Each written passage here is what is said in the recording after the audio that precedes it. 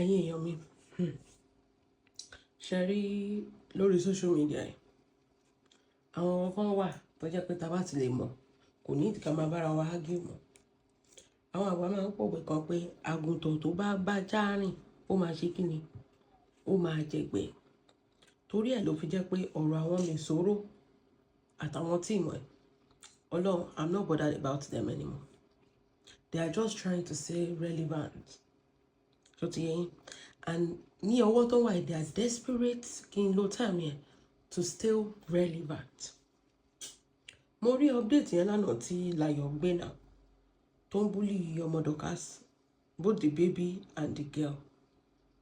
He was talking, he or she was talking about the braids, bullying the small boy, saying that it's different color last week, it's different color this week. I mean, if you look at these people, she won in life. That is number one thing. These are children. We used to say something, let's kids be kids. Let kids be kids. She been got a man sonny. Ọmọ kékeré, wọ́n ya photo phone no mọ́tò. You have a problem with that. Ọmọ kékeré, braids ẹ̀, ó ṣe mọ̀. Bóyá ó pẹ́ tó ti ṣe ni o, I don't understand. Bóyá kò fẹ́ ṣe ni o, I don't understand. But ọmọdé lọmọdé ń jẹ́ náà. Are we not human beings? Some days I go with rough hair. Some days I don't do my hair. Because there's life. So we expect pé gbogbo ìgbà tẹ́ bá ti rí oyin kẹ́ máa rí kí orí ẹ̀ máa kọ kó máa dán yánrán as if she doesn't have her own personal. Ọmọ yẹn ṣì wà ní school. Ọmọ yẹn ṣì wà ní school. These are kids. Let kids be kids. But torí pé ẹ̀yin ò ní life, Sherry, you used to cross the line. Going for people's children unprovoked. It has shown ọ̀tọ̀ ní pé ká máa bára wa ṣe fracas, ọ̀tọ̀ ní pé ká lọ máa mú àwọn innocent children that doesn't have anything to say or have anything to do with ìjà tá à ń bára wa jà. It has shown the level of, tẹ́wà. Somebody showing up at children. You are hungry. No, you are not hungry. You are always looking for something to pinpoint. You are looking for something negative to say. Ṣé ẹni ẹrù pé ẹni yẹn normal? Reason tí mo sọ pé àgùntàn tó bá gbájá rìn ó máa jẹ̀gbẹ́ ni pé ẹ wo Ṣọlá pé tó jẹ́ pé anytime tó bá ti ń bá yàn jà ọmọ ló máa ń gbé. Àwọn ló support Ṣọlá pé àwọn Yinmesoro. So of course èèyàn tó jẹ́ pé ó máa ń ṣépè fọmọ, she saw it as nothing. Kí lẹ expect pé kó ṣẹlẹ̀? Káwọn tíìmù ẹ̀ àbáwọn tó bá surround ẹ̀ kan ṣe. Àgùntàn wọn ti bá lè zozo rìn dandan náà máa jẹ̀gbẹ́ náà. It's as simple as that. I am not really worried about them because they don't have a life. Even for Layo, that is even too low. That is it. These children are living their lives. Of course, kids will be kids. Let's be kids, be kids. That is it. Adults have rough hair, rough braids. It's life. Because I don't understand. Abi, braids is supposed to go like 2 weeks, 3 weeks. Show my jaw to tuni or to bash braids after 2 weeks. And you will be picking things as if anything and you are can share you. I been condone staring and you know can share because I was like, what's the big deal? Can so many times my hair is rough and in the room my hair used to be rough. Benny. Tibade feshe et anymore.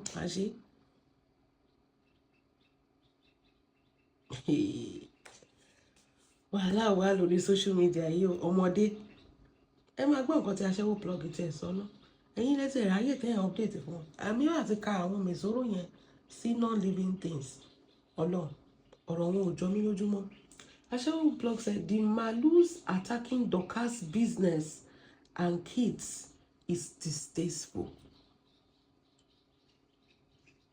Wọ́n ní èèyàn tí ò bá nírú ẹni kò lè ṣe kíni kò lè mọyì ẹni. Yàtọ̀ sí èèyàn tí ò bá nírú ẹni kò lè mọyì ẹni.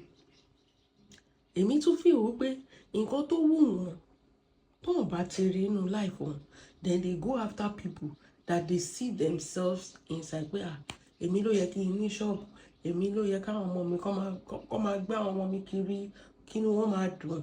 But if they cannot see that, they are going to be angry. Ẹ wo the last time tí Yinmesoro lóyún tó kọ oyún sí lọ́wọ́ tó sọ oyún di flushed away tó lọ ṣẹ́yún dànù pẹ̀lú ọjọ́ orí ẹ̀.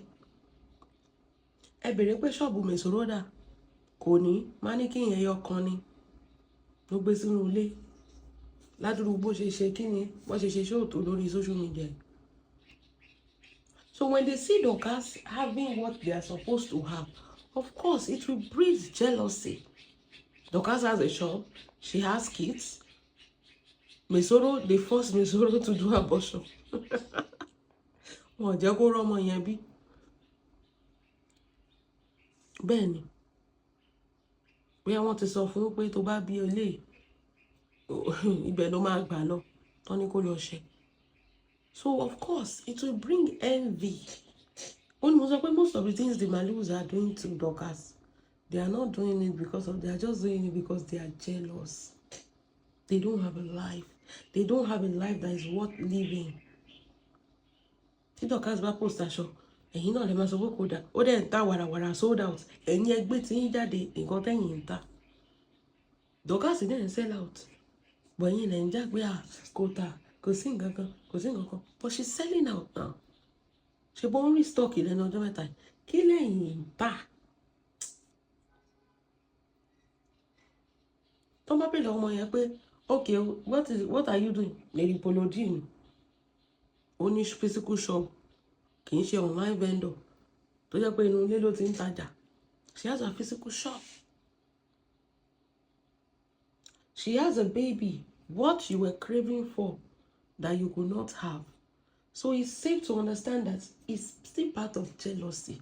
The Shindragi business is Dorcas. The Shindragi and she's not the only one selling turkey wares. At least she's running a shop.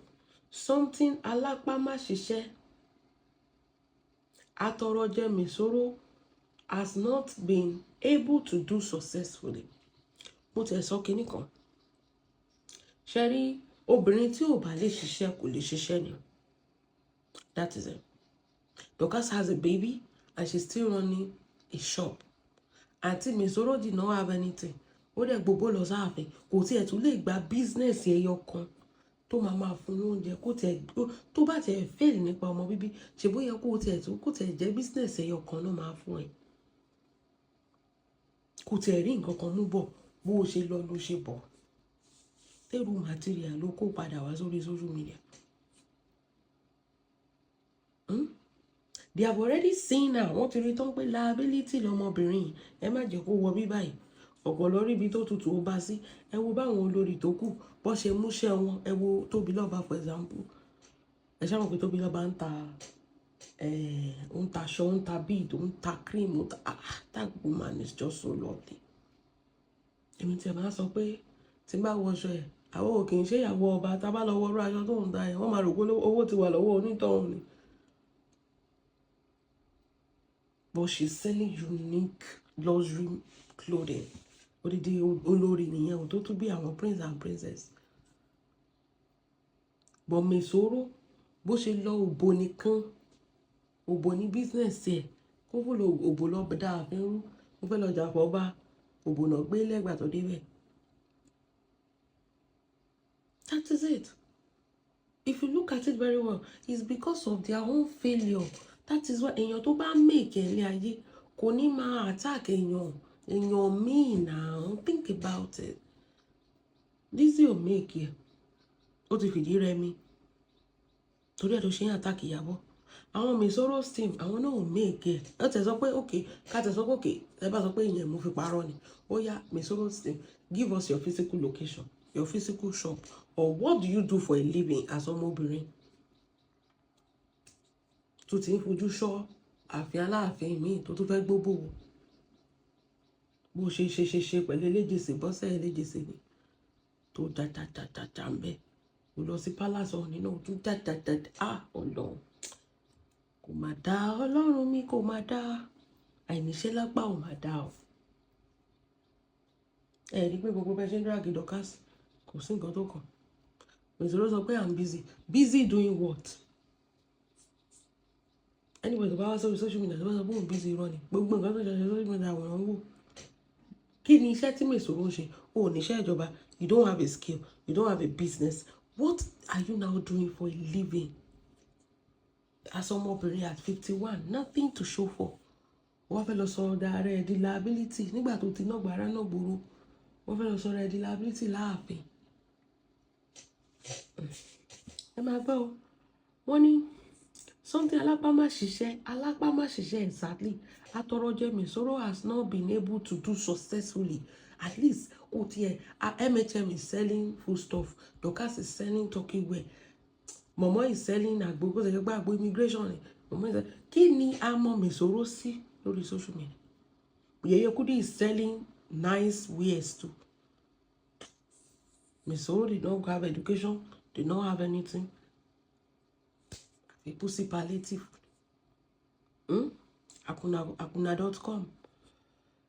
Wọ́n ní ẹ máa gbọ́ o. Wọ́n ní she couldn't even manage àwòsíwòsí one corner sitting room shop. Mannequin ẹyọ kan. Ẹ wo rack tí Yeye Kudi fi display aṣọ. That is a person tó tún jẹ́ lọ́ọ̀ ló ṣe. Ẹ wo rack tó fi display tó pè ní ṣé Kudi wears ní àbí Kudi kiri kan. Yes, Yeye Kudi courtroom.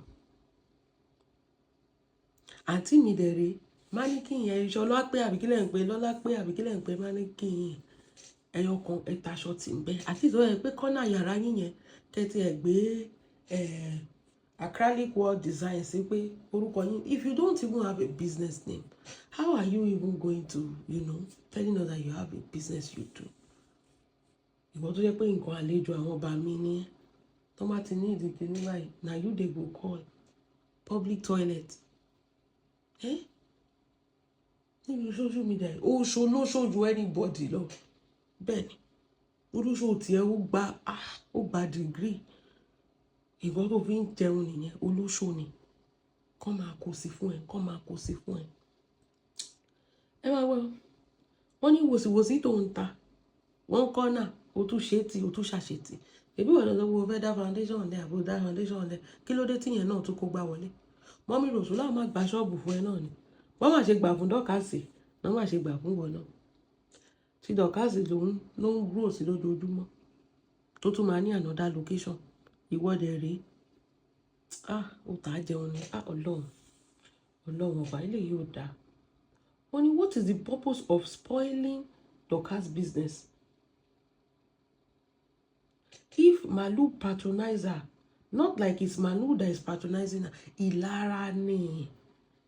Nǹkan tó wọ́n lè achieve. Ilara ni. Yinmesoro, I dare you, open a business for just 3 months. Òṣèré. A máa lóun busy. Tẹ́ bá dẹ̀ máa ka báyìí, a tún ti lọ gbóyún oyún. A tún ti lọ gbóyún kan wá. A tún máa drop voice message. Ibi tí eléyìí sọ pé ṣé mi nìkan ló ń bẹ́ẹ̀ sùn ni. Ṣé mi nìkan Ọlọ́run má má jẹ́ kí. Ó ṣolóṣojú. Kọ́ba méjì máa bẹ́ẹ̀ sùn. Káwọn méjèèjì dẹ̀ mọ̀ pé àwọn làwọn bẹ́ẹ̀ sùn. Ìgbà tó yún ẹ̀sìn wá dé, ta ni bàbá bébì? Ọba tún béèrè pé ta ni bàbá bébì? Ẹ díẹ̀ wọ́n pé kán tiẹ̀ ṣe business. Kán yé tó òbò mọ́. Òbò yẹn ti ṣe kí ni? Ó ti bàjẹ́. Kò grip kankan mọ́. Kò tight mọ́. Ó ti dé. Ìwọ̀n bágọ́ lèèyàn ń ṣàgbèrè mọ́, lèèyàn ń ṣòṣì mọ́. Ẹ dọ̀tí. Ẹ̀yin obìnrin yìí dọ̀tí. Only it's not like there's a Malu that is patronizing her. Then you went on again to start attacking her kids. Sherry, they are looking for something to trigger Dorcas. That is as simple as that. They are looking for something to trigger Dorcas so that she can respond to them. Òun dẹ̀ ti fi sí wọn ṣe kí ni? Wo wípé àwọn ilé ìsílẹ̀ ayé wọn ti bàjẹ́ jáde. That is it. Wọ́n mọ̀ pé tó bá attack business ẹ̀, ó máa sọ̀rọ̀ kò kú sọ̀rọ̀. Wọ́n mọ̀ pé tó bá attack àwọn ọmọ ẹ̀, ó máa sọ̀rọ̀ kò kú sọ̀rọ̀. Torí pé kí ni ó ti rí pé ó ti tán fáwọn eléyìí. Wọ́n kàn ṣe kí ni? Wọ́n kàn lágídí ni. Dorcas understand the game. She knows how to play their head. Mumu ni wọ́n most of them. She knows how to play the ọmọ yẹn gbọ́n, ó gbọ́n ju mọ̀mọ́ lọ, ó gbọ́n ju gbogbo wọn pátápátá. Ẹ̀rí pé Dorcas mú wọn sọ́wọ́ ni. She knows. Only then you went again to start attacking her kids. And Yinmesoro have children too that can be dragged. Oh yeah, me lẹ́nu. Tó bá bẹ̀rẹ̀ sí drag ọmọ Yinmesoro ń sìn náà sọ pé they are bullying innocent children. Àwọn ọmọ tí láyọ̀ tó wà ọ̀ndà ẹ̀ tó ń bully nǹkan. Bọ̀ ẹ máa ṣorí ibu yín lọ. Kò sẹ́nibọ̀dì tó rán yín. Ẹ̀wù ara ló ń ta yín. Ara ló ń ṣe kí ni ara ló ń ta yín. Then the victim card get played. Wọ́n ní tó bá jẹ́ pé nǹkan tó ń ṣe sí Dorcas àtàwọn ọmọ yìí wọ́n ṣe sí Yinmesoro, they turn themselves to the victim. Bẹ́ẹ̀ni, they come for Dorcas, they are the victim. Dorcas come for them, they are also the victim. Ṣé dandan ni kẹ́ ẹ blọ́ọ̀gì ni? Ṣé dandan ni kẹ́ ẹ búlí àwọn ọmọ kéékèèké ni? Why so toxic and everlasting negativity or negative? Ẹ wo, ẹ jẹ́ kó máa bínú mọ́ bínú. You see the children. Dorcas she's a great mom. They are looking lovely. I saw one the other day, like, you're fine, naturally beautiful. But one thing you cannot take away from her, she knows how to make cute babies. Like, she knows how to make beautiful. You know, on social media, come up, paro. Ọmọ Dorcas ló ṣe fine jù lórí social media. You're fine. She knows how to make beautiful babies, like confirm. My mom fine. Immediately feel pé she becomes like bẹ́ẹ̀ni àwọn yẹn ti fine jù You know we these are so beautiful. Kò sáṣàkù láwọn ọmọ yẹn. Very polite, very dressing well, look tidy, you know. Kò sáṣàkù. I don't know. So Ilara yẹn ló ń ṣe wọ́n ẹ má dá wọn lọ. Why so toxic and everlasting negative?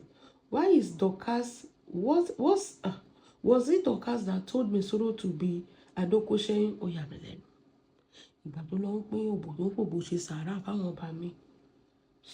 Ṣebí ìjà ló sọ pé mo fẹ́ lọ gbèjà ló sọ fún wa lórí Facebook. Báwo náà ṣe wá ń ṣí pátá tó ń ká pátá? Ọlọ́run mẹ́wàá ń ṣẹlẹ̀ o. Ẹ sáwọ́dù ń búlé àwọn ọba, wọ́n fẹ́ lọ gbèjà àwọn ọba lóde kàpátá ẹ̀ tó tún lóyún. Ó yà mí lẹ́nu. Bí táwọn kan ti ń ní tán ti ń ṣe tán ọmọ bàbá bébí làwọn kan ti ń ní tán ti ń bí lábìyé. So wọ́n ní ṣé Dorcas ló sọ fún Yinmesoro pé kó lọ ṣẹ́yún ni? What is wrong with you guys? When you do your orí burúkú, it's Yinmesoro that get the clap back. Bẹ́ẹ̀ni, fìjà gbé mi, má fowó kẹ́mi. All you àwáyé pòfo ọ̀pá lórí. Ṣé Yinmesoro pa lórí? Ọlọ́run ní gbá mi. Ṣé Yinmesoro pa lórí ni? Mi wẹ́nà ó dàbò ní ìpọ̀n rí àbí kí lẹ máa ń pè é. Àǹtí gbogbo wa ṣe àwọn nǹkan tó máa ń fọ́ ní lórí social media nígbà. Àmọ́ bí gbogbo wa ṣe rí o. Tí Dorcas bá lo filter, ẹ máa fẹ́ kú. But Yinmesoro ń lo filter every time now. I don't understand how you go dey drag person for wetin una dey use. You know, it doesn't make sense. Ẹ mọ̀ pé irú filter tí Dorcas máa ń lò làwọn náà wá bí àwọn wá rí. Wọ́n wo àwọn ní free version. Àwọn náà ń lo filter. Wọ́n dẹ̀ máa bínú pé Dorcas ń lo filter. No be juju be that. Nǹkan tẹ̀yìn ṣe tẹ́ tó ń bínú pé èèyàn mi ń ṣe. Àti ìyá keyboard àgánwándé ever brought her his grief. Ordinary superlative birthday gift you couldn't. Only fìjà gbé mi. Ẹ̀rí birthday tí Yinmesoro ṣe yẹn. Ká má parọ́ ká má jalè. 51 birthday Yinmesoro. Ṣe You what? Okay. Wọ́n ní birthday gift lásán ẹ̀ lè múlẹ̀. Only fìjà gbé mi. Stop now. If Dorcas is selling full rubber, what is Yinmesoro selling? Ọ̀rọ̀ yẹn pọ̀. Ń ta pussy sẹ́. Public toilet ni. Nǹkan àwọn lẹ́jọ́ àwọn ọba mi ni. What is skeleton selling? What is Agonwande selling? What is ṣé alopecia bungalow lẹ ń gbélé ìṣẹ̀lẹ̀? Ta ló tún jẹ́ alopecia orúkọ burúkú? Ẹ̀yin lẹ máa kọ àǹtí. Ẹ̀wọ̀n ta ló tún jẹ́ alopecia bungalow? Bí ìmíyàn ṣe tún. Let's say Uniconpu Dimbat sell something first before practicing your PhD syndrome on hardworking people. Aṣẹ́wó plug easy now. It's eléyìí ti pọ̀ jù now. Abba. Bueno, ẹ má máa project failure yín on other people. Ṣé to understand? Dorcas kan ló bá ti ń jẹ́ ẹ lọ wá ṣẹ́ṣe. You are dragging somebody that has a legit business, a physical shop that is selling out, and you now not get anything to show.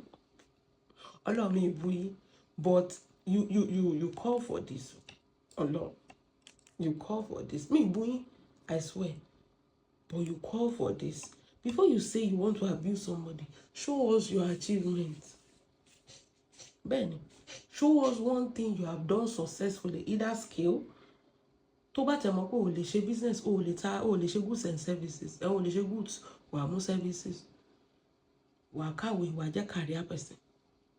But the only thing ni pé ìwò tòóró, ìwò yẹn báyìí ó ti di kọ̀ǹgánsìn torí pé ẹ ti pín nǹkan tó náà fún yín kan máa daṣọ bò ìrísí ọ̀tọ̀ ẹ káṣọ kúrò lójú ẹ anybody ni. Ó dá kóbìnrin náà níṣẹ́ lọ́wọ́, ẹ̀yin lẹ kọ́ ọ̀fun kìíní yìí. Ẹ̀yin lẹ kọ́ ọ̀fun torí ẹ rí rádaràdá tí Láyọ̀ ń ṣe ẹ̀dẹ̀ máa inú yín máa dùn. It is well.